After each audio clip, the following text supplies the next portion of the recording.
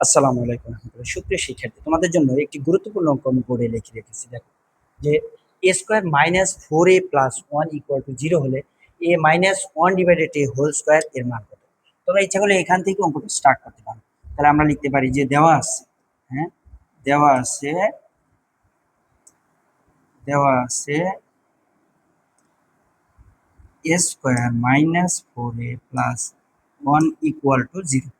এইখান থেকে আমরা সবসময় মনে রাখবা যে এই জাতীয় অঙ্কের এই মাঝখানের আইটেমটার সমান চিহ্নের ওই পাশে দিয়ে দেবে।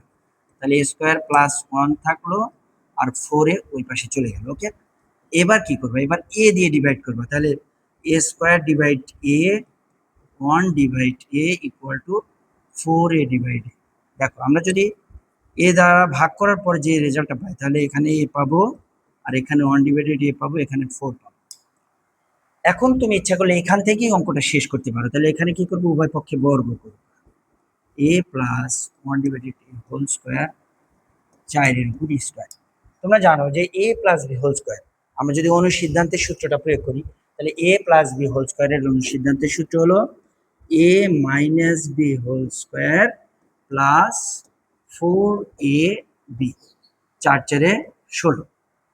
এখন এখানে কি থাকে তোমরা দেখো যে এখানে বাম পাশে A minus one divided A whole square plus four থাকে সমান 16।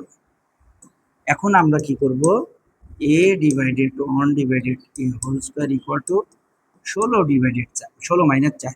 Therefore A minus one divided A whole square equal to 12। এটা আমাদের অ্যান্সার।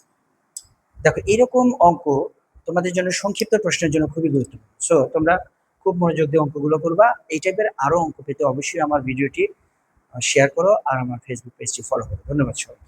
আসসালামু আলাইকুম।